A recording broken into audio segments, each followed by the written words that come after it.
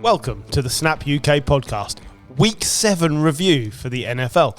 And there is no score rundown this week because everyone's told me it's shit and they don't want to do it. So fair enough, we're going to dive straight in. There's you take on the feedback. I think so. Like, you've got to go with the show of hands around the table. Yeah. It's been rejected. That's fine. I quite enjoyed it, to be fair. Paul quite likes it as well, but he's not here to vote. Paul has a good voice for that sort He does have a good voice for that sort of thing. We don't. He's been ignoring my instructions to do it in accents, though. I don't think he wants to offend too many people. That's not like him. No, and it's never bothered me either, but... He's quite good for offending people. And normally hold back. Yeah, and doing accents, but yeah. Paul, by the way, not here this week. He's on holiday. Where's he gone? Staffordshire or somewhere. Shropshire. Shropshire. And what's he doing? Holiday hotspot of the West Midlands. Yes. Caving or something? Yeah, Yes. is that a euphemism? He's gone caving with Claire. Hi, Claire. I think he's just literally having First time for everything. week Won't be the first time. Second time. doing some castles and Stuff. Brilliant. just not being at work. I think is his main thing this week. Bigging that trip up. Excellent Yes. stuff. Right. Who wants to start me off with the game then? Go on then. So I want to start off with the London game just to compound your Yeah, misery. we should talk about the I London should talk game about the first. London game. I didn't see that one, so... Being as two of you were there. Who's that? Do you want to take us through it? No. Well, you were there, so if you remember... The, Did you write down anything I said while we were there? Yeah, I wrote down, Yes. why the fuck are they running on every single first down? It was only 2 times that we didn't run on first down. The first and the last. Pretty much. Particularly. Well, the Jags won 32-16 against Griff's beloved Patriots. The Patriots head coach Jerome Mayo came out afterwards and said his team was soft. Defence was soft. I think he's Team was soft. Bill Belichick was not happy about this. He wasn't, no. But it's difficult to disagree with Mayo on that because the team did look soft. They couldn't run the ball. They couldn't defend the run. And they just looked, toothless. I think Belichick's point was, you've got the same pieces that he had last year. And he had the best. And I had a rush really good defence. Yeah. So I think this might be on you rather than the players. And I think it was Belichick's point. other point was, don't take that stuff into public. And you could probably agree with that. Many coaches, like Ferguson was famous for not slating his players off. Mourinho as well. Well, It's the first way to That's lose. Joe Cole, that. Yeah, but it's a quick way to lose a dressing room, which might be losing confidence in him already. Is it the same defence? Because It really isn't. no, because this is Matt Judon, couple of other injuries. To the naked eye on the day, they generated precisely 0 pass rush, which was the problem. Yeah. Because then the cornerbacks have got no chance of holding up. There was Absolutely none. Yeah, I mean, Brian Thomas looked electric, but he looked electric against a pretty static defense. And Trevor Lawrence had for that long bomb pass to Thomas, he had about 6-7 seconds in the pocket, no pressure whatsoever. It was a great catch. It was a great catch. It was a great pass. Trevor Lawrence looked great. But that's because he was under no pressure whatsoever. This is now a 6-game losing streak. It's New England's worst losing streak for 31 years, right? And this all goes back to the lack of a good succession plan. They had a succession plan. We're going to bring Gerard Mayo and we're going to promote him up. But it wasn't a good one. I don't believe Belichick wanted to do that. So he hasn't educated him necessarily in the way he should have done. And I think they've brought Mayo in and thought, okay, this is our Mike Tomlin. This is going to be our players' manager. And what they've got instead is Mike Bassett, who hasn't got a fucking clue what he's doing. You know what? And has appointed a useless offensive coordinator. I think what they should have done was taken off the GM duty off Bill 3 years ago.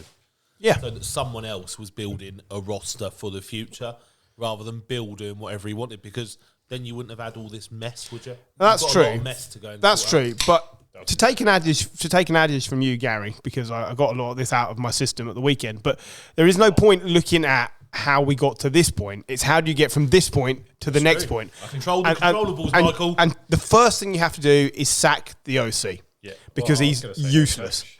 No, Mayo has to stay till the end of the season because you have to have someone to fire at the end of the season. Like this season, But Van Pelt has to go now. Yeah, well, fair. This season's gone, so play it out. Perhaps, bring in a new OC, see what he can do, but get rid of Mayo. Let Elliot Wolf, who is the GM, actually run, because let's face it, Mayo wasn't Wolf's choice. No. Either. Let Wolf bring in his guy, Mike Vrabel, It should have been Vrabel. I said that. It should have been Vrabel. Exactly. And that's exactly what's missing. Somebody to just go, no, we're going to be a tough team. We might only win 8 games in the first season, but we're going to grind them out. Defensive coaches out there, though? There are plenty, but it should have been Mike Vrabel's job. Brian Flores is the other one. Brian Flores is the other one. Like, either one of those would have been a much better pick.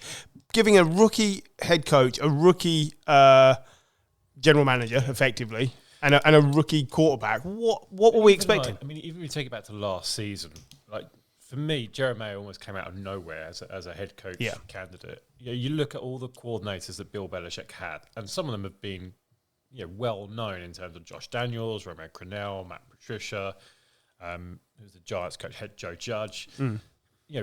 Good, well-known coordinators. No idea who Jeremiah was. I mean, obviously knew who he was, but no idea in terms of his role in that Patriots team. And he just wasn't not ready for it. But also, how many of those coordinators have been good head coaches? Well, none of them, but that's the whole Well, Mike Vrabel. And maybe Brian Flores, who got Vrabel somewhat was the shafted. No, but none of the coordinators have been any good. I completely agree. I agree with that. But at least at some point, they had that almost that they were groomed to be head coaches. Yeah. They were given responsibility on one side of the ball. Now, whether Jeremiah was... He was the linebackers coach. Exactly. John is almost as close to being a head coach as Jeremiah was. Positional coach into head coach. And for someone that young who's not had that much coaching experience anyway, that is a huge jump. Now, sometimes it works, Sean McVay. Oftentimes it doesn't. And it hasn't this time. So let's talk London then. So how was the atmosphere? Atmosphere was Because it brilliant. sounded all right on the It was actually one of the better games really good. in terms of the atmosphere we've ever been to. And it was very 50-50. There were a lot of Jags fans there, but my God, did they get booed every time they came on. The TV was suggesting it was a Patriots. Yeah. It may be slightly game, more it a sounded Patriots. Yeah, maybe I'd say slightly. it probably was slightly 60-40. more Yeah. But there was a lot of Jags support. There's a lot of people in Jags merchandise, which maybe some years has not been the case. Yeah, but it did sound louder than Wembley has sounded at times as well. When the kickoff return went in for a touchdown, that's pretty much the loudest I've heard Wembley in an NFL game. It was a great play. Genuine excitement. And the showmanship at the end of it was brilliant. And, it was the usual... Was it more exciting than when we located Alan sat on a lazy boy? Because that was quite exciting. Was it more exciting than when we spotted the little guy in the Titans? The small person. The small guy, yeah. Yeah. The ball boy. Not actually in the Titans scene. No. That would have been a game I Ball would boy. definitely watch again. There was some controversial shirts. We saw a guy in a Deshaun Watson shirt, which you do not see. Yeah. That's a choice, isn't it? Especially after this weekend. That's an even worse choice. And we saw a man who appeared to be a human sofa in an Eagles top. There was a little kid sat next to him. I felt so sorry. he was practically sitting on him. It was amazing. This guy was massive. I mean, he I had... couldn't see a neck in the pitch. No, there was no neck. There was No, no neck. absolutely no neck whatsoever. Or shoulders, even. Yeah, There's almost like no shoulders. I don't know how you have no It shoulders. looked like he was wearing American football pads. Like proper big pads. So, I felt sorry. The Swifty ones are just embarrassing. There were a few takeaways from the game in general. The first one for the Patriots being Drake May looks really good. Yeah. Everything else Does is look bad. so good. But Drake May looks good. And if he can look good in this team, then that's very promising. His connection with Hunter Henry was really good as well. Yep. And they went to it quite a lot early, and then they stopped. They stopped the passing. They tried to run and they got nowhere. As for the Jags, look, let's open the pedophiles just briefly. All they've done is delay the inevitable because the Jags weren't that good. It's just we were worse. They kept going to the ground game the same because Tank Bigsby was killing our D-line. But that's it. Like, Lawrence just looked like an average quarterback. He didn't look special at all, did he? No, he looked better than what he has, but that's what I said. He had no pressure on him. Absolutely nothing. Any half decent. He had 4 or 5 seconds in the pocket every time. A college quarterback would have won that game. Yeah, and some would say that's what Trevor Lawrence is. I might say. So I'm not sure we learn anything really beyond what we expected. I think both these head coaches have gone at the end of the season. I agree. Who wants Gary? Lions, Vikings. Now, one of the best 2 or 3 games of the week. Of a few months, I'd say. Yeah. This might be the game of the season. 31-29 Lions over Vikings. This is 2 playoff teams going head to head. And you know what? Somebody obviously had to lose, but nobody really deserved to lose this game. Like, if you'd have reversed the scores, I'd have said that was perfectly fair. I think, one, this division is ridiculous. Yep. And 2, the Lions are just really starting to motor now, aren't they? You missed the chance to say they're starting to roar. Well, I know. Come on now. Detroit Motor City. Yeah. Still fine. It's still fine. He didn't mean And that. I did. And Goff is just looking ridiculous. I mean, He's got like more incompletions or less incompletions than like touchdowns or something. You put in our chat Goff for MVP, and I hadn't even considered it before that. But yeah, I think absolutely. I also put Goff for MVP in my what, John? Preseason predictions. Well, there you go.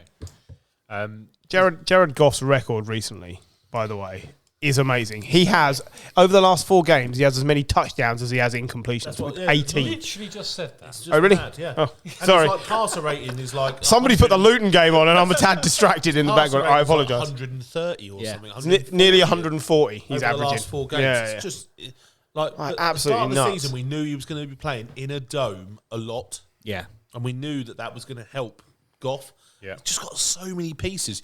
You kind of, me and John were watching it, and we were like, why is it fucking Montgomery running the ball? Gibbs, where's Gibbs? And it's like, oh yeah, it's Gibbs. Fine. Then fine. Montgomery gets injured. Gibbs just, admittedly, Montgomery was really, really good when he played. Yeah. So was Gibbs though. As soon as he went off, But Gibbs came in, scored some touchdowns. I do like them as a 1-2. Yeah, I think It's the best 1-2 running back punch in the league by some distance. definitely. Yeah. By some distance. but it yeah, reminds me of the Chubb Hunt year at the. I'm Browns. sorry? Chubb Hunt. Nick Chubb. Oh, I used to sit next to Never her been at on a school. Chubb hunt? No, I've never been on a Chubb hunt, no. I don't have to look for my Chubb, no. it's a every Friday night. Rose still closed. Yeah. It ain't worked. Just order some chips. Got a chub hunt. Order some Always find chips. yourself a Millennium Go Kebabs. get to the kebab house. Get some chips. Welcome to a Friday night in Bedford, everyone. But yeah, like I used, they to have, didn't I even- used to have a Millennium Kebabs T-shirt. I managed to get one off the guy there. nice. Yeah. What, Yeah. saying you were served kebab by a topless man?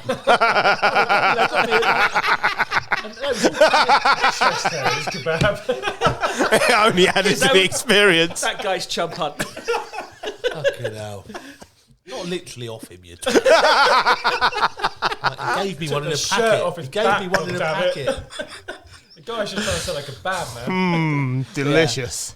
What were you going to say, John? So other than Amon Ross and Brown, like the other receivers, Yeah, like Laporta, Williams, barely used this week.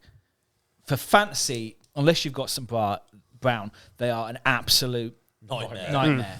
But in general, But brilliant. Yeah. They are like it shows it shows we always have to tell people that, fantasy and reality are different things in the NFL. You don't have to tell me that twice. Yeah, I know. I'm well aware. Well, did you know that Goff has had more touchdowns than And then incompletions. I've heard this apparently somewhere quite recently. But the other thing that was really interesting for me was the fact that obviously it was the first game without Hutchinson against They got a decent team, and they got 4 sacks. They still seemed absolutely fine. 4 sacks from 4 different players. The thing about the Vikings, they don't have a great line. no. But for Goff, what it showed is like the Goff that left Los Angeles all those years ago, he was pressured so much, and like what Flores does has done to better quarterbacks, in inverted commas, than Jared Goff this year. He was having none of it. It was brilliant to watch. It was amazing. Jared Goff should be in the MVP conversation. Why is there so much? I don't know. I never really quite understood why there was so much hate on Jared Goff. No, he I took agree. the Rams when they were only average to a Super Bowl. I know he didn't win it. The hate was because he played poorly in the Super Bowl, but let's not forget just that played was like a pocket peak passer. Belichick defense. Just took him apart. And he lost Gurley in the he Yeah. didn't have Gurley in that Super Bowl. But he did was always what he is now, which Pocket is passer. only a very limitedly mobile. He's not pocket athletic, passing is he? quarterback.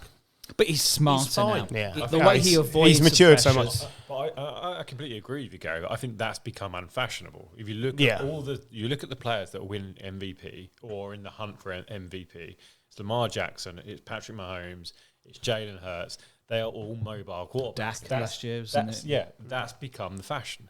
And you're right, Goff and actually Darnold to an extent as well are old-fashioned, sit in the pocket, throw the ball quarterbacks. They're not going to be fantasy quarterbacks.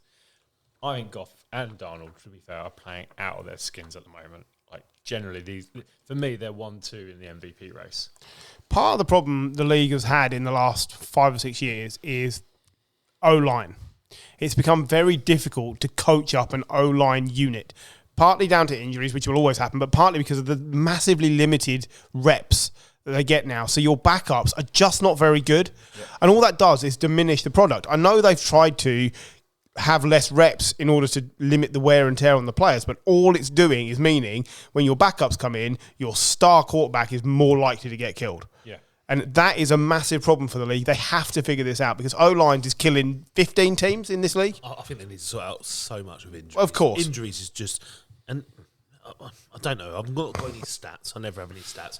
But it feels worse. Every year we say it that. gets We are worse. saying that every year. You are right. Every year it just... This year does they're feel just bad. dropping like fucking flies.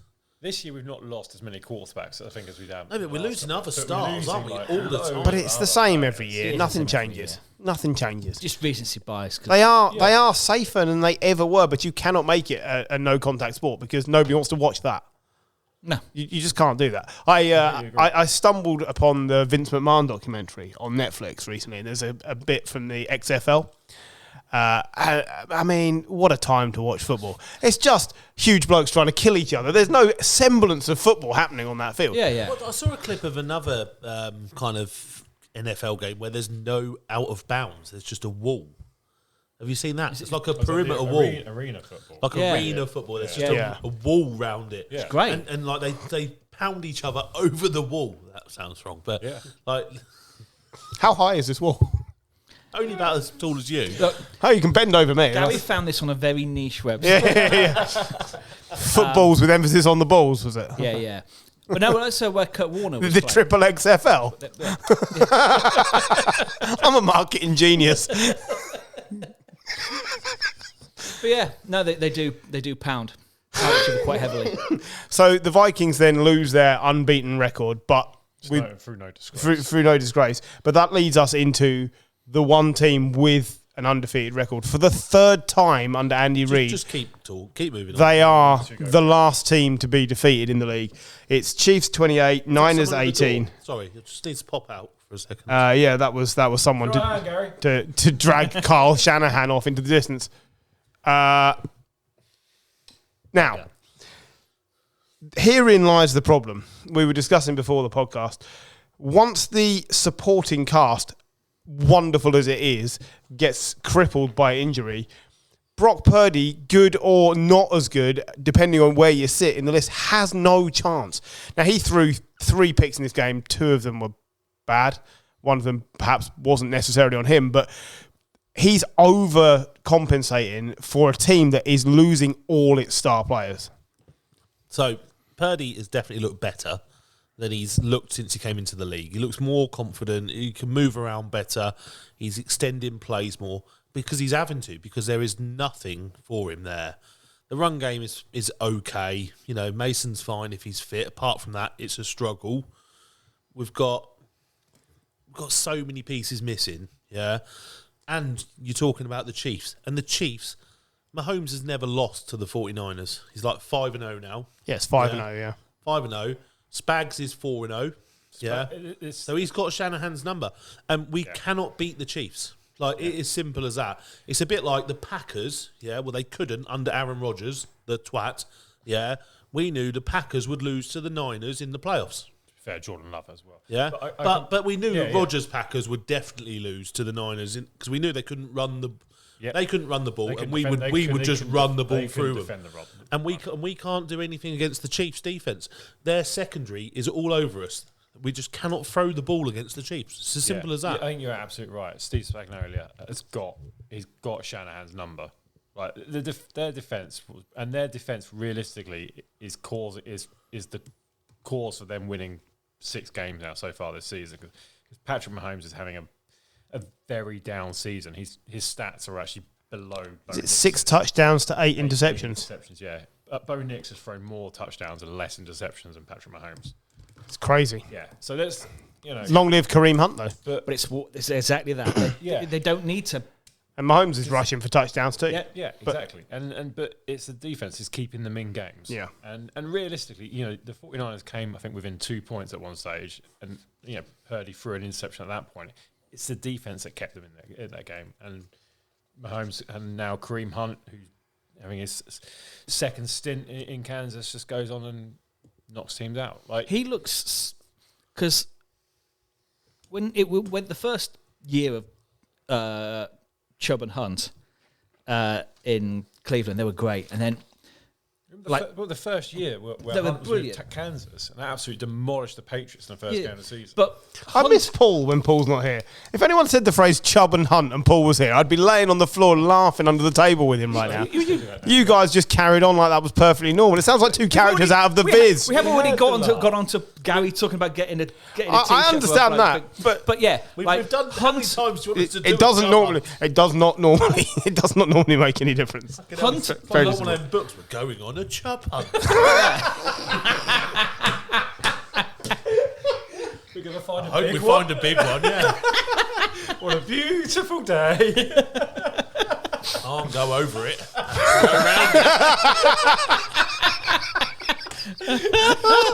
Spot the two guys who've got kids at the table. Well, John, were you making a good point? I really hope you were. Kareem Hunt looked finished for the last 2 Who years. finished Kareem Hunt?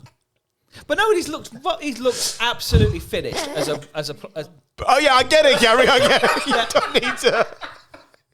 You don't need to emphasise the point. Completely off the rails. Yes. yeah. The fact he's sort of had the off season off, come in late to the Chiefs, and is probably their top touchdown Didn't scorer. everyone have the off-season off? No, But he didn't have a team though, did he?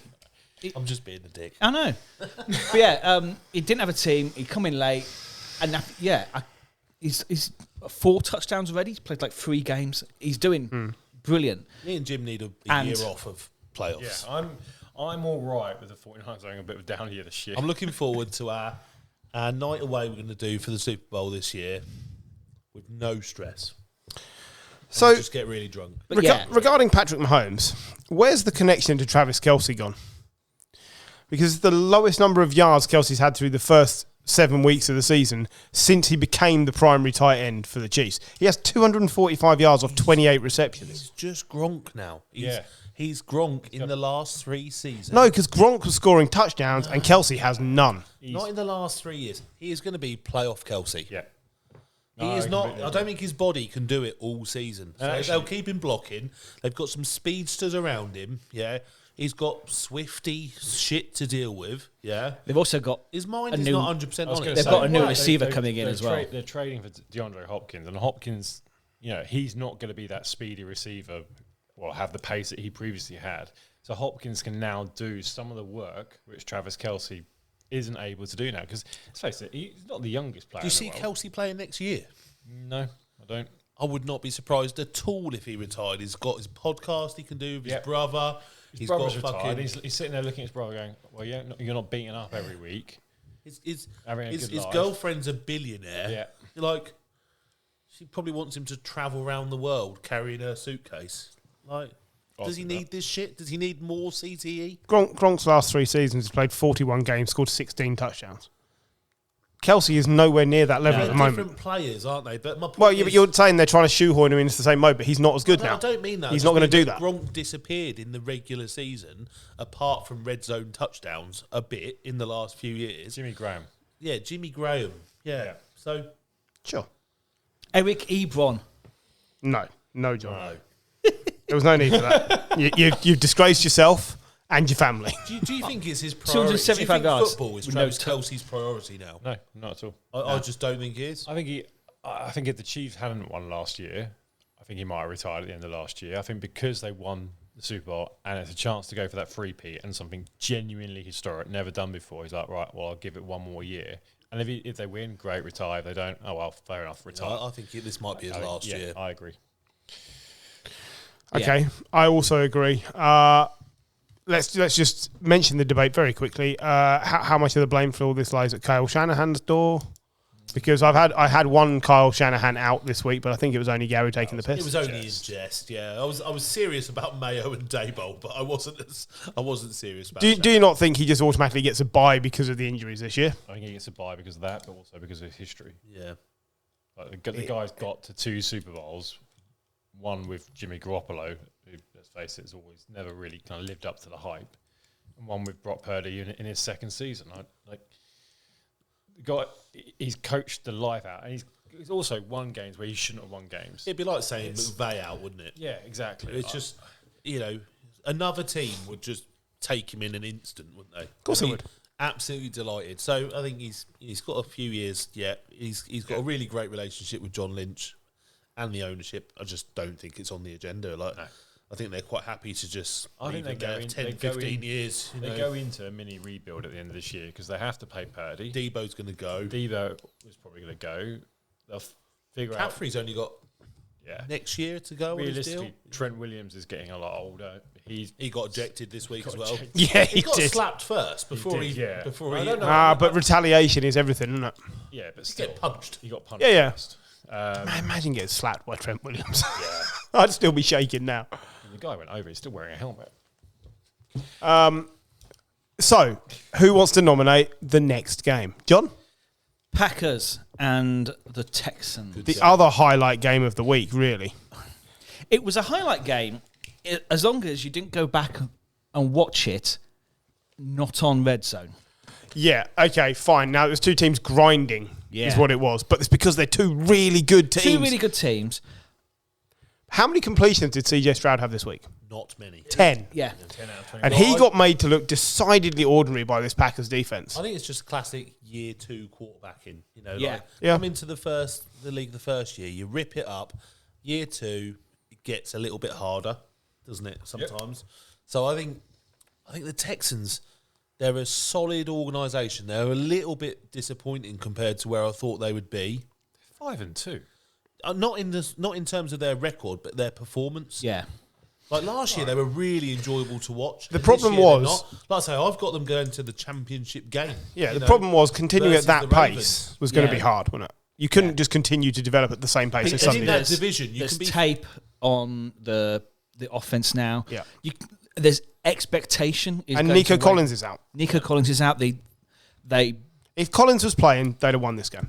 Yeah. I really do I believe don't know. that. Their I really red zone do think offense so. isn't good. I've got Fairbairn in my fantasy team, and because they score a lot of field goals, And they do not convert to as many touchdowns as they should. You look at the type of receivers they've got. They aren't those big-bodied DeAndre Hopkins type receivers who can create space in the red zone.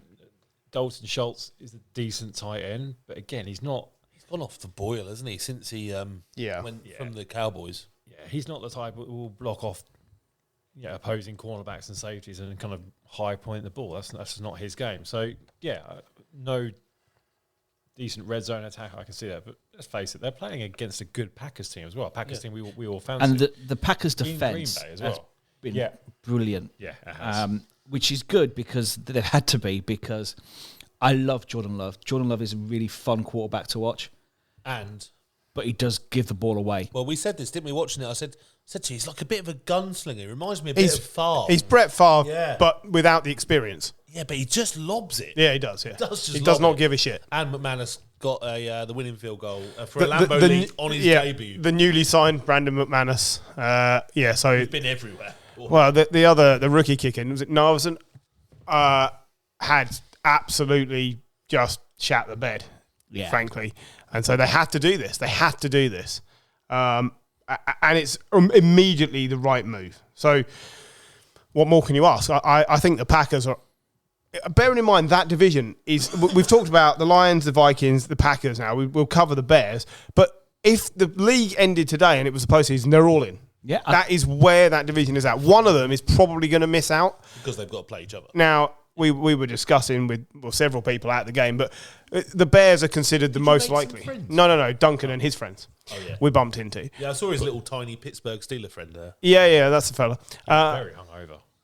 Who was the little Pittsburgh Steeler dude? But they all are in agreement that the Bears are probably the false team there. Even though they're massively improved, they haven't played anybody really. And they've got the toughest schedule Yeah. of the whole league. The whole league. Because me and Jim are going to have to listen to Brian now, pulling us up on this on Discord for that comment. Yeah, that's a fair comment. It is a fair comment. They've played some woeful teams, and now they've got the toughest schedule of the whole league. Like, realist. And actually, it's why I said last week when we were knocking a team at the NFC, we were right to knock out the Saints. I think the Bears, because of the state of this division, are a good one to perhaps kind of say, right, you're not going to play off this team. That doesn't mean We're not doing that this week, are we? We're not doing that. No. It doesn't mean they're having a bad season. It just means they're in an incredibly tough division. Like, the whole of that division could have a winning record. Yeah. It's conceivable, and somebody's got to finish bottom. Yep.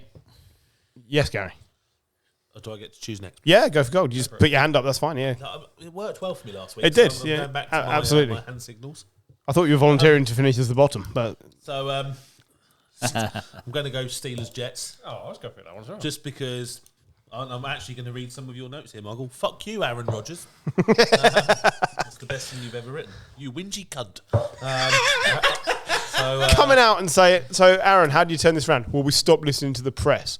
No, you start playing better. Or You're you playing go in- terrible. Go in the team huddle. with He's everyone else, thrown wanker. 7 interceptions this season, which is putting him on course for a career high of 17 interceptions. Now, Did you see the stat?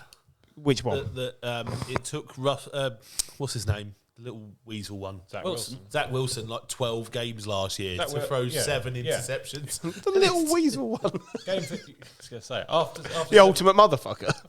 after 7 weeks last year, Zach Wilson had better stats than Aaron Rodgers. Aaron Rodgers is not the Aaron Rodgers of the RELAX year, which is what he wanted to do. He wanted to come out and say that, but he's not the same player. He is a bang average NFL quarterback right now.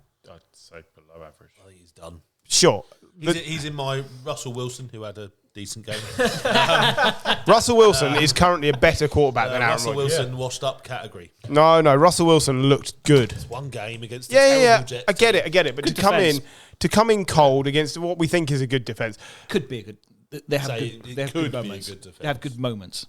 Admittedly, Interesting stat. The last time a quarterback had steered his team to 4-2 after 6 games and did not appear for the Week 7 game, but wasn't injured, was 1966. Right. Justin Fields has been done dirty. Like, that's not okay. That's really not okay. And Russell Wilson played really well, but who's to say Justin Fields wouldn't have also beaten this Jets team? They're not very good. I agree. I don't think I don't think Justin Fields would have had as many passing yards or attempts as What Justin did Fields. Russell get to in the end? I didn't He actually got see. to 264 yards, 2 touchdowns. I would agree with you. That's fair play. And completion rate just over 50%, so it's still not brilliant. But he's getting, they got more out of George Pickens this week. He had 5 receptions, 111 yards, and a touchdown. Pat Fryermuth becomes a piece. You get more out of the receivers with Russell Wilson. Yeah. And I think that might have been. That is the reason he's Well, there. yeah, I think that's the reason, because we were starting to hear rumblings about Pickens being pissed off about maybe he's going to be traded. We've not seen anything from any other wide receiver this year, and he's going against a good defense. Well, if there's no tape of Russell Wilson playing with these receivers, that throws a bit of a curveball to the defense already without their without their defensive coordinator, because he's now the head coach. So maybe it was absolute genius play by Mike Tomlin to pick this week to put Russell Wilson in. even last year, like Wilson still throws a beautiful long ball, and it's just last year. His passer rating was over 80 last year. The Broncos. Over 80. Oh, come on. But the Broncos' defense was shocking last year. Like, Jim he would didn't not stand even- it. If his passer rate was that on Madden, he would cry. But yeah, Wouldn't you, Jim? Real life is not Madden, though, is it? No, real life is not and fantasy either. the thing was, Peyton didn't want him to throw it long anyway, No. so he was making him play not his game. Wilson coming back, I think it can be harsh on Fields, but Pickens was its first good Pickens game this As year. long as they're winning, no one's going to care that it's harsh on Yeah, Fields. that's exactly it. Tomlin would have looked a bit daft if they'd have lost, because this Jets team isn't good, and that's the thing we have to keep coming back to, is the Jets were supposed to be good last year and this year, and they have not been good, hence why the coach has gone. But sacking the coach is not going to fix the fact that your quarterback is toxic. And he is toxic. He's Yeah, toxic. he has been for some time. To the point where, again, we saw Duncan, Packers fan, and he was like, I'm so glad this is not our problem because this was always going to be the way. He thinks he should be judge, jury, and executioner for whichever team has him because they are, lucky to have him. And that just isn't the case. Yeah. The Packers managed this beautifully. So it would seem. Absolutely beautifully. It's fucking great. As well, going against the media is, his... Don't do it in New York. They will kill you. Yeah. They will stonewall you. He's creeping to be a sort of a moderate right-wing podcaster in a couple of years. Mate, he's got a bunker. I know, but he's at the moment, he's there, but he's going to be... He's got 8 years worth of tinned food. He can't be too... He's currently being paid by the Johnson & Johnson owner. So, the bloke who's anti... They make dildos. But no, like the guy who was anti-vaccination. I miss Paul. Who's being paid by the thing. And but yes, no. Paul would have thought that was funny. I'm ignoring. I'm Lord Waldorf without Statler. I'm ignoring the double-ended dildo comment. So much Johnson.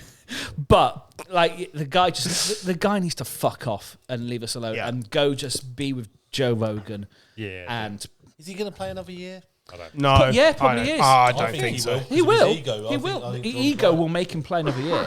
He will then. He will try and find David Bakhtiari to, get carry him round the stadium. Yeah, like he's in a chariot he gets welcomed onto the pitch. It's going to be appalling. Greg Jennings doing. Yeah. Eddie Lacy will be there in a wheelchair. You can't have Greg Jennings puts the team on his back. Yeah. There are several half decent games still to get to. I want to go to this one. I'm trumping. No, you can't. Why? Because we've not talked about the Ravens. That's not where I was going. But go on then. Well, you got to talk about the Ravens and the Bucks. Why? It wasn't any. No, it wasn't. It wasn't anywhere near as close as it looked. It was all garbage time from the Bucks. They got absolutely laid out. Doesn't matter. It does matter. It only looks good on paper. The Bucks got schooled. But the Ravens look amazing. The Ravens look absolutely amazing. We mentioned Montgomery and Gibbs being the best 1-2 running back. Well, Lamar Jackson, Derrick Henry isn't a bad.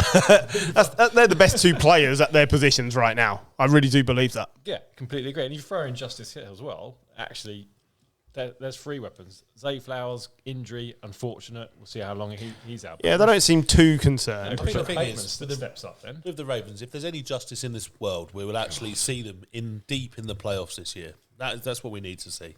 Well, yeah, absolutely. Get over that hill. I genuinely think, I know Lamar Jackson won the MVP last year, but he's playing a lot better this year than he was last year. His pass Definitely. Much better than it ever has been. We moaned about Mark Andrews not being involved. He's suddenly got involved, and they've still got Isaiah Likely to get involved as well. Yeah, the Bucks weren't the fun, all singing, all dancing Bucks we've seen over the last few weeks. I think they're always going to be that going into... Bit of criticism, they kept throwing it hospital pass style to their wide receivers at the end. But it's football, isn't it? Football. It was only 10 points. You've got to have a go, haven't you? You've got to have a go. They recovered one onside kick already. Why not keep going for it? I'm sure their fans don't want to see them give up. And granted, losing Chris Godwin for the season now and Mike Evans for 3 to 4 weeks. They asked the coach, didn't they? Yeah. Why did you keep going? And he made the point that, you can pull off a 10-point comeback in the last 2 minutes. Yeah, now, if he believes the team can do that, and bearing in mind what we have seen out of the Bucks so far this season, I don't think it was wrong. Like, if they win this game, everyone says that was a brilliant move to keep going. Yeah. They didn't win it. You can't second guess it. You just can't do that. It's really unfortunate what happened to Godwin, but that could have easily happened on the first play of the game rather than towards the end. Absolutely. So I think they did the right thing. I don't think there's anything wrong with it at all. Any coach is just resigned to losing midway through the fourth quarter. I think the team are going to turn on him. The hierarchy is probably going to turn on him, and the fans will definitely turn on him. No one wants to see that. So yeah, I think this is an important game because it cements how good the Ravens are. What does it tell you about the Bucks, though? Does it tell you that they're just vulnerable? Well, they're fucked now. Well, I think there's a big question. Godwin's done for the season, we know. Evans, they're saying a few weeks. 3 to 4 weeks. let's see what Baker Mayfield is, because he's also played very well this year. But let's see what he is. They're in a pony division, though, aren't they? Yeah. So they're still they've probably got, get they playoffs. will make the playoffs, and then they're going to be what they were always going to be, which is one of the wild cards in the playoffs that won't do anything that actually matters. Surely, if they're in a pony division, the Colts would be in there. Just saying. Or the Broncos. And the Broncos. Very good. And the Jets. Right, let's stop pausing around and move on, shall we? Oh my God! You've told the worst joke of the day. Well done, you. Paul would have liked that. Paul would have liked. The Bucs still managed 481 yards. Yeah, look, Like like I say, The on Ravens- paper it looks amazing, but they were so far behind, and Yeah. the Ravens look like they had 2 more gears. Ravens Derrick got Henry is incredible. 34 straight points. Derrick Henry could have been signed by the Cowboys. He's actually on. Where's the word? Pace. Pace. Thank you. He's on pace to have the most rushing yards of the season ever.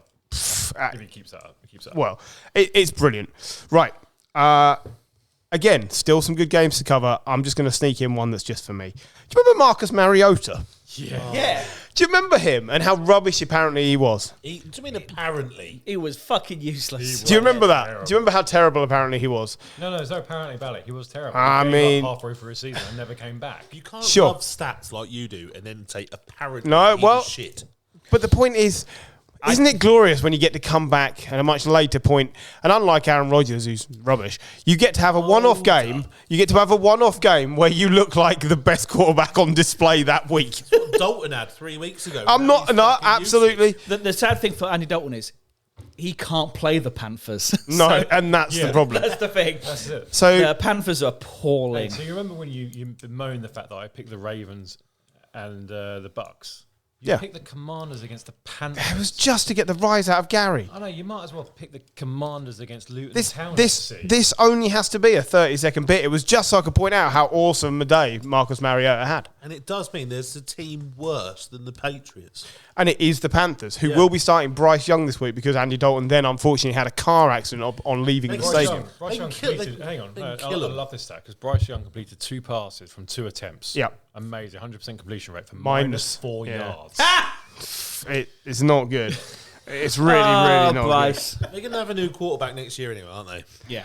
good. Yeah, So it would seem. potentially, So But for the I know it's against the Panthers, but you see that scoreline and you think, oh, Daniels would have had a great game. no, And no, he didn't because he was out very damaged early. his ribs. So he's week to week. week to week. I think fine. chances are probably won't be this week, but back the week after. I'm sure Commander fans had nightmares about this being a RG3 repeat. Yeah. I'm sure they did, but I think it'll be all good. So that was the only reason I wanted to bring that up. You can knock that one on the head now, but we'll see Bryce Young and see whether he's learned anything from watching the Ginger Whinger for the last few weeks. That's a throw interception. We don't have to talk about all of these. Some of these are terrible. Yeah, let's knock another terrible one on the head. Eagles 28, Giants 3. Oh, no, we can talk about this. Imagine if you had Saquon Barkley and then you didn't keep him and you didn't spend the money to keep him, and he racked up how many yards? 173. 176. 176, which was 166 And yards more than the man you did sign instead of him. And that's only because he came out of the game, so some of the youngsters... Did you see Yeah. the clip on the bench? I've Yeah. seen it before you put it Yeah. in the group. Yeah, it's just like, Yeah. you know, do you want your record You want your against your record? old And he's team? like, no, let the young guys eat. Just, that's just, It was a schooling. Daniel Jones was particularly poor again. Yeah. not quite much better. Drew Lock was not much better. The point is, it's the whole team. Now, John, before the podcast this evening, was again defending Daboll, but he has to have an influence on this. You can say he's hamstrung by what he's been given, but surely they should be better than this. The Eagles haven't been great. They've not been great this season. The difference between the teams was purely Saquon Barkley. Yeah. Because Jalen Hurts was the pretty Jalen rubbish. Hurts was crap. Yep. Both O-lines were poor. Yep. Yeah. The difference is Jalen Hurts Gave the ball to Saquon. gave the ball to Saquon, and then literally both teams were just struggling, and then Barkley makes a run. Yeah. Suddenly the game is blown open. Like I was watching the game with Gary. We did have a discussion about We this. had a discussion, and and it's like with Barkley, you're damned if you do, you're damned if you don't. Because if you do, you've given 16 million to a running back for a bad team. Yep. You don't. You know he's going to go to a contender as well. Like I know the fans don't like him. It all feels like if you burn his shirt in the thing whilst he's there, it's performative. Yeah. All it does is it makes him want to go and kick run your on ass. you. Yeah. And he could have had his career day, but the fact he didn't meant that he took pity on us. Yeah. And that's even worse. That is worse. Yeah. And so I don't think Daboll needs to leave. I think the people above him do. Yeah, I would agree with that. Question: would the Saquon Barkley release, not signing, would that look much better in light of had they also binned off Daniel Jones? I think Because then you'd be rebuilding rather than stagnant. And what you are is stagnant. I think maybe that, but then also if Saquon hadn't gone to the Eagles, That's it. like That if does hurt. Saquon That was felt so deliberate. if he was at the Bills, yeah, Yep. say he'd gone just up the road to Buffalo, Yep. yeah, I think the fans wouldn't have to see it, wouldn't be in their face, but at the Eagles, the hated Eagles, I think it's just really poor, and I think You can't blame Saquon for that. He wanted to go to a contender. Yeah. He probably didn't want to move too far. He played his football at Penn State. He's always lived in that area of the country. He probably doesn't want to go too far. Philadelphia's just up the road. And for me, Daboll, it's year 3. It's year 3. Yeah. We can't say the coaches, like, it's not how the NFL works. They have no influence. They're in the draft room. They're cutting players. I cannot have it that, a team that started with such enthusiasm under Daboll. I remember John's little face, his little eyes lit up in year 1. We're in the playoffs. No, but that's what I mean. You played well. But you've gone backwards. And They've it's gone just backwards. and it's just regressing, and I can't see the plan. No. That's the thing. That is, I agree.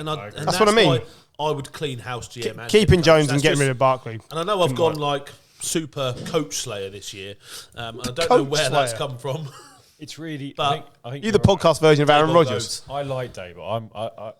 I'd like to Coordinator, see him not stay. head coach. I'd like to see him stay, but I think it's very difficult. But I agree with you. I think it should be the GM clean house GM quarterback go. I think that's really difficult to bring in a new GM with the same head coach and expect results because the new GM wants his guy.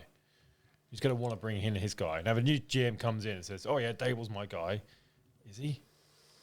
Like really? Realistically, the only way that happens is if you bring in someone from the Bills hierarchy who's worked with Daboll previously.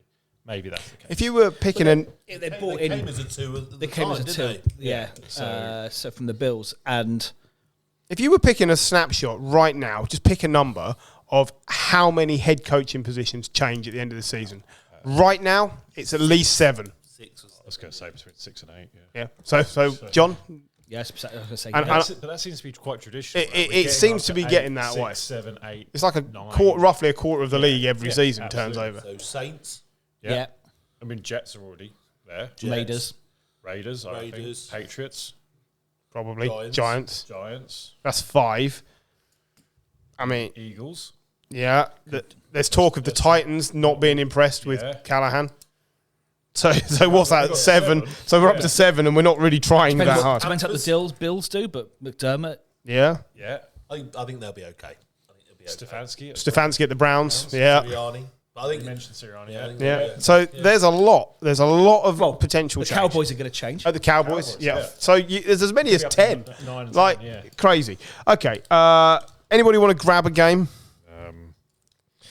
We're not quite. We're not, Raiders, Rams. Oh, well, Raiders, Rams. you can do that, but I It was think rubbish. Hawks and Falcons. all right. Well, let's clear Raiders Rams out of the way. Aidan O'Connell was brought in Broke last his week as Antonio Pierce, doesn't like Gardner Minshew, and immediately has broken his thumb. They went back to Minshew, who threw 3 picks, I believe. It was 4 turnovers. Yeah, 4 turnovers. Gave the game to the Rams. The Rams are not good either. Don't be fooled. Do you know what the worst thing about this is the awful commentary we have to get from our friend Chase about the Raiders. Yeah. Just stating the blatantly obvious every week. I mean, I don't mind it. You can't be in rebuild every year.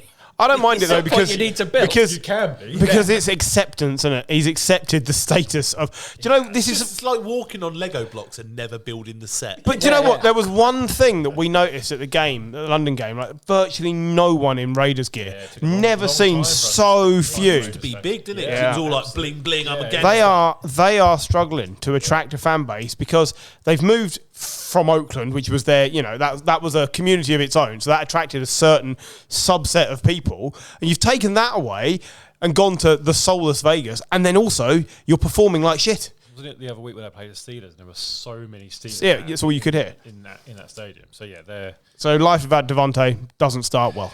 No. For the Raiders or luckily- Devontae. Yeah. But luckily, they've got Tom Brady, who is going to have very little influence, over everything. also we've not. I don't think we mentioned him enough this season. And Brock Bowers, the tight end. Yeah. Oh, it's it looks great. amazing. What a does- flickering hope in He does look like Gronk. Yeah, He's a beast. yeah, he He's is. on pace to have the most receptions this season, overtaking Puka Nakua from last year. It's crazy. Like I say, he's no one a else to candle throw in the to. dark of the Raiders. Right, John, a good point. Seahawks, Falcons. Seahawks 34, Falcons 14. Now, if you'd have told me this game was going to finish either way round with that score, I'd have believed you. Yeah. I just would have believed you. Geno Smith looked good. Geno looks Smith good. looked great. Yeah. In a week where, admittedly, Goff and Darnold and Lamar were... Brilliant. Yeah. Geno still had a He's top in the next- four. yeah, he's the next top category four. along. He Yeah. has been great all season. He's been- yeah.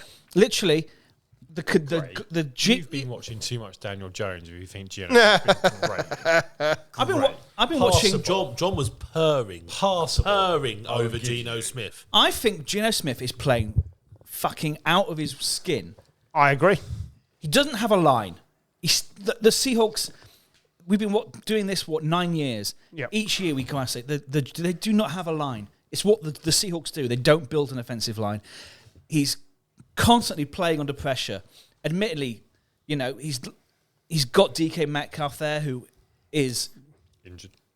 he's now got an MCL thing, but he's week to week. He's week to week, yeah. But he does help. But it's not like he's DeAndre Hopkins. He's just very good at what he does. Running in a straight line. Yeah. Kenneth Walker, might be one of the best running He's backs. so underrated as a player. He's brilliant. Yeah, he is brilliant. Yeah. He's brilliant. I mean, that catch where Geno Smith almost overthrew him and he managed to stretch out and catch it was brilliant. But no, I think the Seahawks are frisky. Inconsistent. They're inconsistent, but I think Geno is actually... He's playing really well. If anything, he's turning the ball over a little bit too often. but he's been asked to do a lot. He's been exactly. I think they've asked him to open the playbook up a little bit more each year, and then you're going to get picked off. He's only had this game against Atlanta with more than one touchdown thrown. Yeah. And he had 2. That is so. There's a little bit more to come, but don't forget he is extremely limited as well. Yeah. So if he's maxing out at this, but they can lean on the defense and win games, that's fine. Yeah. That's what Seattle need. And maybe it is an indication that quarterback play in this season is down. Like, people you expect to be better include, like, Mahomes, Herbert, Hurts. These players haven't hit the heights yet. Maybe they won't. The Chiefs seem quite content in being very efficient rather than explosive. The Chargers are the Chargers. And, Hurts, it turns out Jim might have been right all along. Like, Geno, I think, compared to what is expected of him, he's absolutely way over expectations. Yeah, I think that's a perfectly fair statement to make. And they may be the best team in the West. Did Michael Penis Jr. make his debut this week towards the end of the game? Yes. Did he get like 14 yards or something? Close that box. Yeah, I believe so. He got like 14 yards on 2 passes. But he's the last of the first rounders to make an appearance. But that tells you where the Falcons were. Unlike the Bucs, this was not something that they could turn around at the end of the game. So they were well dead and buried. This is a great win for the Seahawks for me. I think it really does give them life. Yep, Especially when the Rams were gifted a win this week. They needed to keep pace. Colts Dolphins. Sure, that's a quick one. Richardson was rubbish and they still won. Yeah. Is that fair as an I assessment? think that's absolutely fair. 10 for 24. 10 of 24. And no collect. Who was the fella that Flacco's been passing to for the last couple of weeks? Alec Pierce. No. Josh Downs. Josh Downs. Absolutely One nothing. reception for 3 yards. Yeah, absolutely nothing. And yet Flacco had made him look like a star. I just like Anthony Richardson he's a running back. Yeah. He is 100%. He is a running back. He is a running back. However shit he is, he's still better than Tim Boyle. Well, yes. I mean, come on, John, you're better than Tim Boyle. Have some confidence. But the fact that the Miami Dolphins are playing Tim Boyle. He's not actually. Tim Boyle had a better passer rating than Anthony Richardson. Better quarterback rating as well than Anthony Richardson. Ouch. And The fact that we're discussing Tim Boyle at all tells you everything you need to know about this game. Tua is back. Tua's back this in week. training, yeah. Is he back this week? He's back this week. He can be planning on being back this planning on week. He's sort of Wow. said he's not wearing the Guardian cap, etc. No, I saw that. I saw that. choice. So, So yeah, yeah. he's angry. Quick show of hands for a very sad thought, but Tua making it to the end of the season without getting another concussion. Anyone think that will happen? No, that is a no round this table. Yeah. I think he's in trouble. If I was his family, I'd be And do you know what's really, really sickening is those defensive players that are coming up against him are going to be thinking, I've just got to drill him once and he's done. I've just got to get him out of the game. Because that's the mentality. You're coached to win at all costs. And they will think They've that. just got to put that out of their head as well, because they could go the other way. It's like, I don't want to kill the guy. No, I don't think they will. I just don't think that goes through their minds. And I know it's a rubbish thing to say, but it's true because they're thinking, right, if we knock him out, it's Tim Boyle. Yeah. And we're winning. So, like, okay. He's so bad. Mike McDaniel's out. No, I don't think so. He's got himself enough credit from the last couple of years that he's Well, hyped. I think failure to have a He's proper backup when your quarterback is that injury prone, whether that's on Mike Daniels or the It's not me. GM. I know. As many playoff appearances as Brian Daboll. Yeah, exactly. Also true. Can we talk about a team that might be better than we Cooler thought? Glasses, though. He does wear cooler glasses. That's not hard. Broncos? Yeah. Broncos 33, Saints 10 on Thursday Night Football. The Broncos might actually be a decent team. Bo Nix is playing well. He's having a great season. Like, I know he started off dodgy. he but started off really slow. You've got to be nursed in. He is every That's week fine, showing progress. And the defense, whoa, What a step up. they have been brilliant. Considering Pat Surtain He's out. Like, now, look, the Saints are poor. They're a bad team. We know that Allen is done. You still got, and look, let's But face you it, have to... Broncos aren't a brilliant. We wouldn't say Broncos are one of the powerhouses of the NFL. Of course at the not. moment. And you've still got to go to New Orleans on a Thursday night and get a result. Yeah. It helps that the New Orleans have got pretty much the whole squad injured. Yeah. Bar Alvin Kamara. Who's just signed to stay for another 2 years. But even Alvin Kamara didn't do anything on Thursday night. 7 carries for 10 yards. Like, the Broncos absolutely bottled them up, and they couldn't get anything. So, yeah, Bo Nix is playing well. The running game is going well. The defense is going well. Sean Payton is looking like a decent head coach again. Yeah. And Sean Payton now is one of those coaches who has beaten every single team in the NFL. Wow. I mean, that says everything you need to know. We know the head coach is going from the Saints at the end of the season. At this current rate and looking at their schedule, if the Saints win 3 more games this season, I'll be impressed. 3 more games. We're not halfway through the season. I just don't think they've got enough. They're going to struggle. You pick me 3 wins from their schedule. The Panthers. Yeah, 1. Browns. Maybe. But Yeah, there's no guarantee. I'd say the Panthers, they'll win. yeah. That's next. They got the Chargers next week. Then Yeah. they got the Panthers. Like, so 1. Giants are in there. Raiders are in there. They're home to the Raiders, so that could be a win. Okay, 2. Yeah, that's it. There's not a lot, is there? Rams, maybe. Rams are still injured, but I'd take the Rams over the Saints. Rams Over the Saints. I'd take the Giants right now over the Saints. Probably right. With that offensive line, because your defense can get to people. defense can Yeah, get absolutely. to them. Admittedly, is it at where is it? Giants is at New York. Oh, then yeah, they're probably the Saints. Speaking of the Giants, there was a fact I didn't bring up in the Giants-Eagles. How many first quarter points have the Eagles scored this season? None. 0 first quarter points. We're 7 weeks in. Wow. How many touchdowns has Daniel Jones thrown at MetLife in the last 2 seasons? Zero. What? 0? Yeah. Fair enough. It's But even so. over 600 days now since he scored a touchdown at MetLife. Yeah. Well, John, you haven't scored there for 600 days either. I know. Yeah. You and Daniel Jones are the same level of quarterback right now. I thought you were talking about his love life. Bo Nix has thrown more touchdowns. Yeah, wow. Jesus Christ. Okay, moving on then. Sorry, John, that was harsh. No, that's true though, isn't it? He's fucking wank, isn't he? Shit.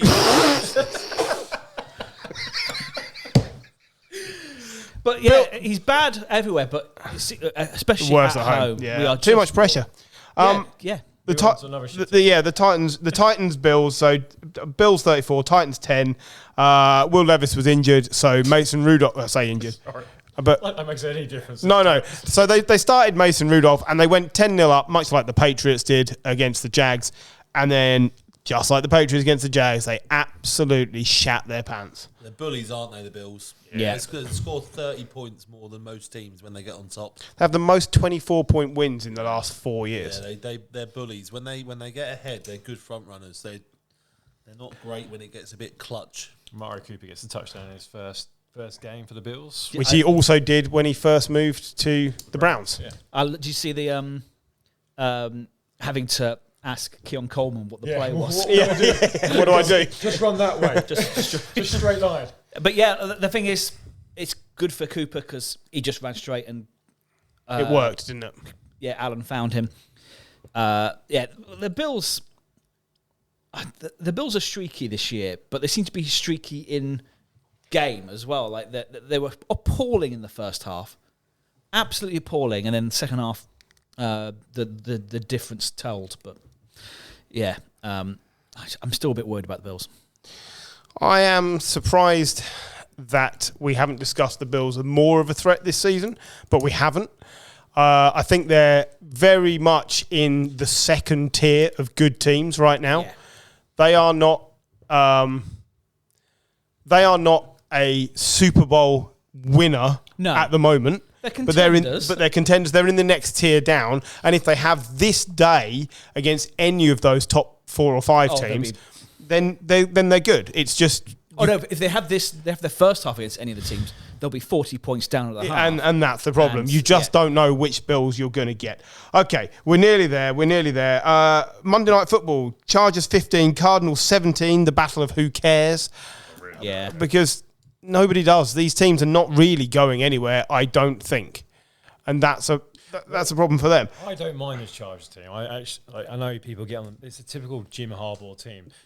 Justin Herbert needs weapons, but what concerns me more is the red zone offense. Like we mentioned it earlier, but this Chargers red zone offense, they didn't score a touchdown. It's 15 points from field goals. Yeah, 15 points from field goals with Justin Herbert. Yeah. I mean, come on now. What are you playing at? Justin Herbert. Who is he? I'm not rising to it. Gary's looking at me intently as he says this. I'm not rising to it. Justin Herbert should be terrible receivers. It's not been nearly 2 years. And that's the problem. Surrounded by nothing. But what have they surrounded him with? Who was the lead receiver for the Chargers on Monday? It was the tight end? Tight end.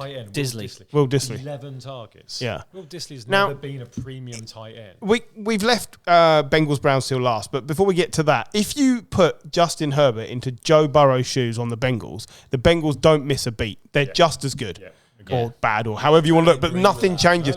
Justin Herbert is the same. Yeah. He is the same, but he's surrounded by absolutely players. I don't agree. You disagree, but you can be wrong. He's had a few injuries, didn't he, in that kind of second season or whatever. And I don't think he's been great for a while now, Herbert. I think it's all just hype. I'm concerned that it doesn't mesh with the Harbaugh way. It doesn't mesh with the Harbaugh way. But the offense as a rule is there's just no star. Contract. Yeah, there's just no star, and it's a concern. Okay, I deliberately left the Bengals 21, Browns 14 till last. Because I mean, we can gloat, or we can be, just stoic about it. But Deshaun Watson's season is done.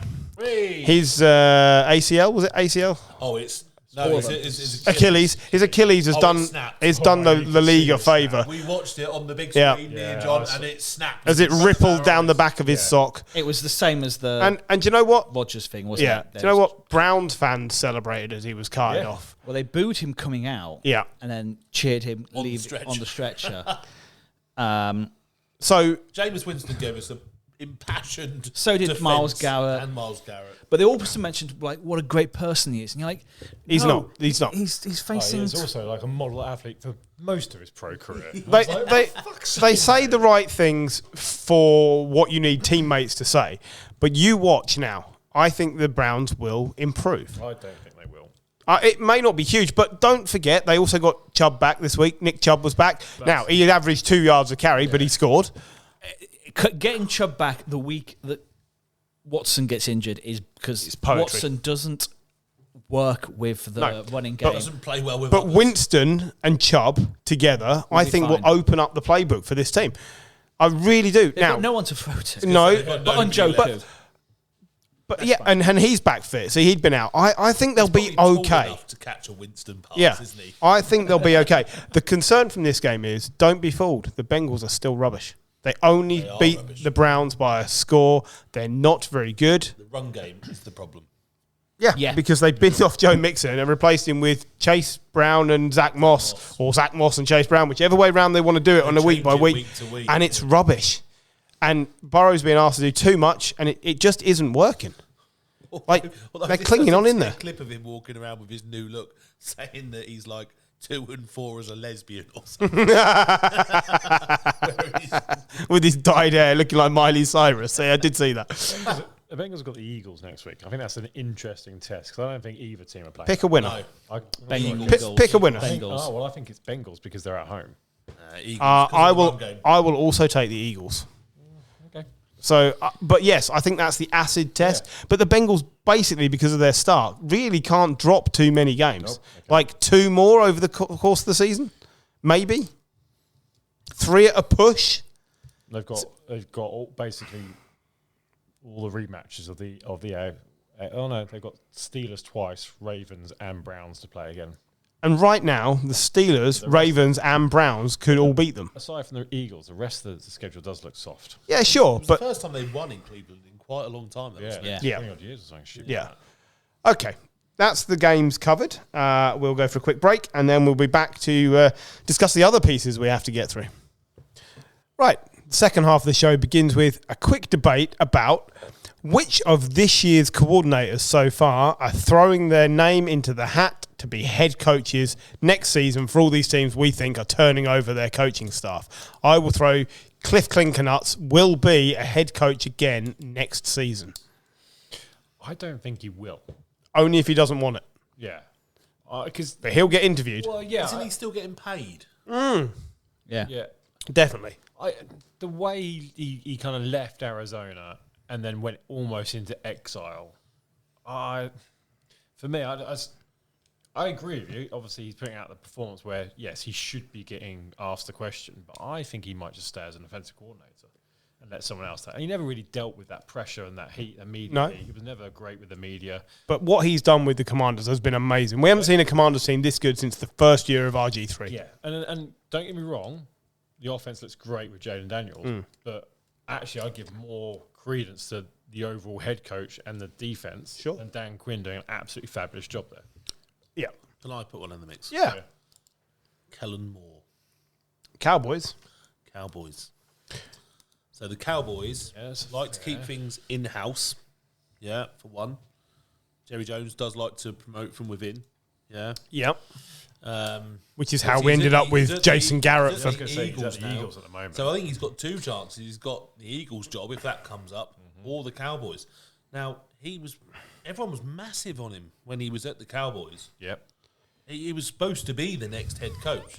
Yeah. So is he going to get a shot at some point? Because a lot of them want these kind of offensive mavericks, don't they? I see exactly where you're coming from. It does make a lot of logical sense. But I just don't think he's done that much since leaving the Cowboys. And I'm not sure that's the problem. Charges previously as well. I think the problem is Jerry Jones is going to want instant impact. Yeah. But then he's still going to get it wrong, and he's going to appoint someone like Belichick. I wouldn't be surprised if he got the Eagles job, though. If Sirianni goes, it's very possible that he gets the job. Yes, I agree. But he's not. He's not. See them also was go really for hard on him literally 18 months ago, weren't they? Yeah, they were. I do agree. I know he did some stupid things against the Niners in the playoffs. I think if Sirianni goes, I think Fangio's a good shout to be in there as well. Like Fangio at the Broncos did everything right bar having a quarterback. Yeah. Like we said consistently, all this team needs is a quarterback. And he said it in his basically When he his left. exit, Yeah. because they didn't have a quarterback. He's got a quarterback now. If he got that job at the Eagles, he's got that experience. The defense isn't terrible in Philadelphia. It's probably not as good as what we'd hoped for. No. But yeah. Anyway, we're Ben Johnson, the offensive Ben Johnson for the is Lions. shooing. I think so. He could have had one this year if he'd have wanted it. Kubiak at the Saints got some good press going. Brilliant start, but Admittedly, fallen off. it's fallen off. But he has lost all his. He's lost his line. Olave, Rashid Shaheed, Carr, Taysom Hill. Literally, it's if they can pull something out of the hat towards the end of the season, if they win more than my prescribed 3 games, there's a shout that he gets the job when Allen gets the sack. yeah. But I don't think anyone else is clamouring for him right now. No, but it's Allen is going to be gone, so he could find himself being promoted at the He Saints. could get that could happen Yeah, during the season. Yeah, well, He could be yeah. given that chance. And then we got Flores. Flores. Flores, I think, should be a And- shoe in as well. Yeah, Flores will be in one of the teams. But which one is a... He feels to me like the sort of person the Raiders would want to appoint. That feels like a Raiders appointment. Although, outside of all this, where does Vrabel end up? Is it the Patriots' job? I think the Patriots shop is between Vrabel and Flores. So do I. I think Vrabel at the moment he can probably walk into most of these jobs because Yeah. he's got a recent history of success by being away whilst other people are struggling. It Yeah. makes him seem even better. He can probably walk in and demand a blank check wherever he goes. Do you know who the assistant head coach at the Raiders is? No. Marvin Lewis. Oh, wow.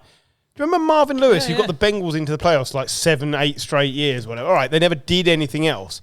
But Marvin Lewis has so much experience to draw on. If it's not Antonio Pierce, I would not be surprised if it's Marvin Lewis because that guy is respected in the That could game. be an in-season change. Yeah, it really could. Now, that for me, I think has been something kept very quiet. It's like he's just in the background advising. But I do think that's the sort of head you need if you're trying to turn a whole team around. That feels like a Tom Coughlin going to Jaguars type hire. That kind of Yeah. maybe he won't be the GM, but they'll keep him on as like a consultant or something like that. I'll go for a name out. Bobby Slowick, offensive coordinator of the Texans. So he's into his second season now. He's had stints in San Francisco. He's had stints in Washington. He's got experience. Texans offense is balling out. He'll be a popular name come the winter. Apart from you can't really pronounce the name really. Slowick. Sure. Sloik. Any more for any more? Cover some. I've run out of coordinators on Fine. Excellent. In which case, biggest balls of the week, gentlemen. Biggest balls of the week. I am going to go for the guy that ran it back for the Jaguars. Well, I was going for that from the sweetest play, but sure. I know you were going for that. It's sweetest play, but because he was 3 yards away from his touchline, Yes, he was. Yeah. and decided to run it back. For me, that takes balls, and he succeeded. But it was the best player of the week. Should we give it both? controversial, Didn't it? But the Lions also went... Parker Washington. Parker Washington. I think it's something Washington. Parker Washington. Who recovered an onside kick this week? Somebody did. Was that the Bucks? It was the Bucks. The Bucks. Well, I mean, I'd be tempted to say recovering any onside kick at the moment is a big balls play because that's hard. So I'd say biggest balls of the week is the Bucks for the onside kick, and the sweetest play is Parker Washington. The Lions went for it I do want to 4th and 15 or something. I do want to They're throw in on, another 30. contender for sweetest player of the week, though. Yeah. Did you see McCollum's fumble recovery for the Bucks? That was quite a long Quite a long recovery. maul. Yeah. He picked it up a good 30 yards away from the touchdown end zone, and then kind of literally got mauled into the end zone. It was proper rugby play, and I enjoyed it, and that was my favourite play. Yeah, we may see a bit more of the rugby style play. Also, big balls. Brandon McManus. Like, you just get pulled off the street like 2 days ago for a team that couldn't convert a field goal, and in order to win the game against a really good rival, you've got to nail that. Now, iced as well, wasn't yeah, he was iced, and he hit that one. Now, this is the chap. I prefer that for biggest balls. Okay, I like that. Now, so is it McManus was out of the league because someone made allegations against him about. Is that right? Is it? Yeah. He was at the Broncos for quite a while, wasn't he? Long time, but I believe it was him that missed the start of the season because there was an ongoing investigation into some behaviour of his that it turns out was dismissed and was not. It certainly wasn't provable. Or may never happened at all. I'm speaking very carefully about it because unlike certain other players in the league, this is not one I know enough about, and I don't think there was anything substantial there. Producer John? Yeah, he was accused of sexual assault. Yeah. Okay, so they seem fairly confident that he did not do anything, and it's been dismissed. To come through that fire and then be signed 2 days ago and then hit a game-winning field goal for a team you've never been on and a team that notoriously hasn't been able to kick field goals this season, that's some You balls. don't need to exactly know all the game plan for a team just to go and kick. I get that, But yeah, but that's your career is in your hands right there, to or come in your in foot. and kick that many field goals under that pressure to win the game. I like it. Biggest balls to Brandon McManus then. The sweetest player Can I would I give also to give Washington. some of the biggest balls to Joe Mixon for trying to do a Lambo leap. And getting pushed out. Biggest shit house of the week. Yeah, Denied. yeah, it was funny to, but yeah, and as well because in the kicker club, whatever it is, Harrison Butker. That's a TM to another podcast. Yeah, I know, but I can't think of enough. But Harrison Butker has gone from saying that women should be in the kitchen to now raising money for Donald Trump. So he's I think that's called biggest bull of the week. oh he's the biggest bullshitter of the week. So yeah, Brilliant.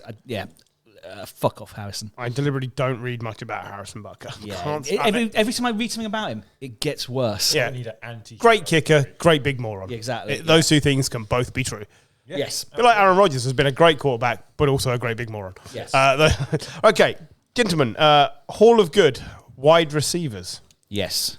Has everyone got a nomination to make? Yes. Yes. From last week, we did linebackers. So it's your My choice from the What was the linebackers. shortlist? So the shortlist was from Gary, Yep, James Harrison, yep, which is a great choice. from Paul, Kiko Alonso, A choice that appeals to my heart. from Jim, Terrell Suggs, How is he not in the Hall of Fame? yeah, Yeah. and for myself, London Fletcher. I mean, it was Terrell Suggs because he is the best player on that list. Yeah. Now, that would blow the Hall of Good wide open if he ever gets inducted because we don't want that. But I reckon it's a long shot. I think, like you said, the Ray Lewis factor makes it difficult to send him in. For me, I don't think you can look past that. Like, when I started watching the game, when John first introduced me to the game, him and Ray Lewis were just tearing the league apart. And he was amazing. So Terrell Suggs is in. So your nominations this week are for wide receivers. And yours as well, Michael. And mine. Now, So obviously, Paul I've is done a going lot to of judge. research. Yeah. But yes, I normally go first because I normally only have one. I've only got one. Do you wish to Have go you? first? Yeah. and I've only Toy cost. I've only got one as well. But I know John's. I haven't got I my know John's. John's as well. I haven't got John's. We had to just check that make sure Yeah. we ain't got the same person. With We probably should have done that. Well, in which case, Gary, you can't go first. John, you can go first. my pick is. So I'm just going to look him up now. Brilliant. So, he was a second-round pick Uh-huh. for the Philadelphia Eagles. He was a three-time Pro Bowler. But the important thing to know about this guy is he has his own play. Okay. If a Hall of I know where Fame, you're going with this. if a Hall of Fame for a play was here, this would be in. Okay. He has the miracle of the Meadowlands. It's Deshaun Jackson. It's a great shout. Do like Deshaun Jackson. Never really had. I thought he was going to go with John Ross. I went. And when I spoke to him on Sunday, John was very tempted. I was quite tempted. If I could have the Hall of Good for his combine performance, I would put John Ross in. But yeah, I also a bit of a dickhead. Like he's an anti-Semite. I like the way we're seeing this as a positive thing now. Like, if players are assholes, we're bringing it up. Yeah. Like, by the way, the Harrison guy is an Butker absolute. retires. dickhead. This is the last week where I get to choose, so everybody You don't knows. get to choose this week. Oh no, I don't get to choose this one, do I? No. No. But yeah, he's Yeah, he's made some horrible social media posts, which, I mean, that's not going to keep him from going into the Hall of Fame. His Hall of Fame. He's was very, very effective. Always injured. Never consistent. Never consistent. Exactly. Yeah. The number of touchdowns over 60-yard runs, I think he holds the record for. Yeah. See, the thing is, if you were choosing this week, we would have all have chosen Justin Edelman. Julian Edelman. Whoever. Justin Edelman. He's definitely not getting in. It's late now. It's very late. But imagine if my list also only had one name on it, and I was that predictable. Yeah. But yeah, but in it, he's basically for the Miracle at Meadowlands, where he returned a 65-yard punt to win the game after being 31-10 down. Is just, I think that's a glorious justification. An absolute highlight play, if there ever was one. Jim? Right, I'm going to play the judge here because I'm going with a player I think that Paul will really appreciate because he's on Paul's level in terms of his history both in the game but also outside the game. Former first-round wide receiver, he's initially picked by the Pittsburgh Steelers, but won the Super Bowl with the New York Giants, scoring the game-winning touchdown in the Super Bowl. He also shot himself in the leg. Plaxico Burress. Plaxico Burress. It's a great shout. That is so plain to Paul. Nothing wrong with that. But to be fair, he was a good receiver back in his day. 553 receptions, 8,500 yards, 64 touchdowns. He was one of those receivers that did dominate in the end zone and probably a type of receiver that definitely the Chargers could do with right now. So yeah, that's who I'm going with, just purely because he shot himself in the leg and he scored a winning touchdown for the New York Giants. Well, I mean, I might as well go next because I'm the next one around the table. So I'll take Des Bryant. Only kidding, Gary. You fire away. John knows I do actually have to. I'm only joking. I do actually have two tonight. I can't believe he showed it to me just to reveal himself. You go for gold. Justify a Des Bryant pick. So Des Bryant. Des Bryant. Can I go into the Hall of Good for ultimate shithousery? Absolutely. So look, Des Bryant, really fun, consistent wide receiver. First team All-Pro, 3-time Pro Bowler. Obviously went straight to the Cowboys out of the draft. Stayed there for 7 years, playing in that, pressured environment. As part of America's team, was part of a famous catch or non-catch. Yeah, which was a fucking catch, quite clearly a catch. So he's had big time moments. I think he was great in college as well. 7,500 yards, 14 yards per reception, which is a great stat. 75 touchdowns. I think again, just he's not in the Hall of Fame, because he didn't quite win enough with that Cowboys team, but he was a really good player. Close, and he was a really good player. Really good Injury just kind of curtailed him right at the end when he kind of journeyed around a little bit. To the Saints and the Ravens as a backup player. He got injured 2 days after signing for the Saints. Yeah. And then basically never did anything ever again.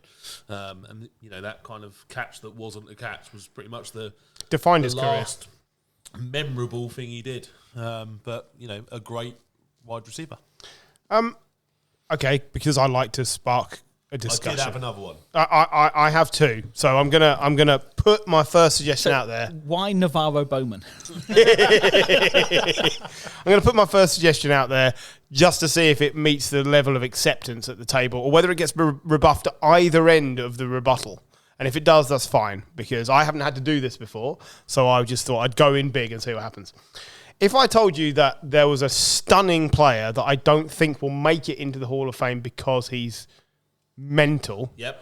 Would you let me nominate Antonio Brown? Yes, I had Antonio Brown as my second because player, Antonio Brown had 12,291 receiving yards off 1,405 receptions. He scored 83 touchdowns and was averaging 13.2 yards per reception. He won Super Bowl in 2021 with the Bucks. He was part of Big Ben, Martavis Bryant, and Antonio Brown, and Le'Veon Bell, a legendary, really, 4 players with that team at the Steelers. Killer bees. Yeah. And he also melted his own feet in a cryopod when he moved to the Raiders and never really turned out for them. Look, the guy was, he had the best ending to a career ever where he just fucked off mid-game, threw his pads into the crowd, waved at everyone, and he's loopy as fuck. I don't think he'll go into the Hall of Fame because he doesn't have the credentials and the status within the game because of his bad side. But you cannot deny in the last 10 or 15 years, he was right up there with Julio Jones, AJ Green, and any other wide receiver you want to name me. We often talk about Hall of Fame entries being players that did dominate at their position. And he was one of those players that absolutely dominated. Kicked a punter in the face. He once broke a punter's jaw because he didn't try and hurt him, he just kicked him in the face. That's one of my favourite plays of all. Kevin Huber, I think, was the punter. On Sunday, me and John were sat and we were talking about the Hall of Good, and I was like, I've got two, John. I've got two. One is Des Bryant, and the other one is that shithouse Antonio Brown. I think on your debut nomination, I think you might get in. Well, I don't know. Yours has got a chance, Jim. I think. Blasco Perez for shooting himself in the leg is amazing. I don't know why I chose a Cowboys Giants fan. But do you know what? That might be the strongest nominated class for any position so far. And the thing with receivers is there's quite a few as you well. only have to have one or two good seasons to be memorable forever as a wide receiver. I often think there's a lot of receivers in the Hall of Fame anyway. Well, John came up with Jordy Nelson. Jordy Nelson's a great. Do you know, I spent ages trying to figure out if I could get you guys to accept Danny Amendola, but I didn't think it'd work. You can submit him. But this is the thing, because you can't nominate him again. Yeah. So if it was going to be strong, and I knew it would be, I didn't want to waste it. But I am. If you're happy with the Antonio Brown nomination, I think that's the best player that's just been thrown on the table. I think He's the best player. If we're doing it to Paul, which we are, and one of us should have picked Doug Baldwin because Paul has a hard-on for Doug Baldwin, and if we'd have picked him, you probably would have got in. But I think we've picked 4 differing players, but all really, really. There's some good players. We discussed AJ Green as well. AJ Green, we think he'll go in the Hall of Fame. He'll go in the Hall I of Fame. think he will get in. I think he will. Like he was like the face of a franchise, wasn't he, for like 12 years absolutely. or something. And let's face it, like he was on an unfashionable Bengals team, which then got turned around by, we mentioned it earlier, by Marvin Lewis and Andy Dalton. And he again was Julio Jones in that draft. Those were 2 of the best receivers ever to come out in the first round. Okay, quickly before we go home then this evening, we need to have a look at Week 8 and the fixtures, see what you think needs picking out and discussing. I've already got my eye on the toilet bowl this week, which is Patriots-Jets. See, I circled that just because I want to see what happens. Like, I think the Jets will be a great game, obviously. I think the Jets will tear them apart, if I'm honest. But I think tearing them apart might be a long shot. I think the Jets will win, but I think the Jets win by 20 because we can't score. No, the Jets can't score. Exactly. There are not as many standout amazing games this week. I was really looking forward to Commanders-Bears, and then I wasn't sure whether Daniels was going to play. I was looking forward to that. But if he does, it's going to be great. Then the battle of those 2 quarterbacks, that's a quality game. I mentioned it earlier, Eagles-Bengals. Yeah, Eagles-Bengals. I think they're evenly matched, more so than I think probably Bills-Seahawks could be a tussle. Yeah, and then 2 teams that desperately need a win. Niners-Cowboys. Yeah. Do you know what, Jim? I don't like it. I think the Cowboys are going to beat you. I think the Cowboys are going to win as well. We are at home. Yeah, but I still think the Cowboys are going to win. I'm going to take the genuinely Niners. They're coming off I'm going to take the Niners. Coming off a bye week. They're fitter. I'm going to take the Niners. But yeah. Yeah. So, hey, actually, before we go, stat we didn't mention earlier. Do you know Jared Goff has thrown more touchdowns than incompletions? 18, I believe. I love it when it comes full circle. Now, we're all off for a Chubb hunt, so... and to review our Hall of Good nominations for next week. Yeah. Cornerbacks. Which I will be judging because I might not be here. So Hashtag won't be here. This time next week because I always forget. Exactly. Right, thank you very much for listening, and good night.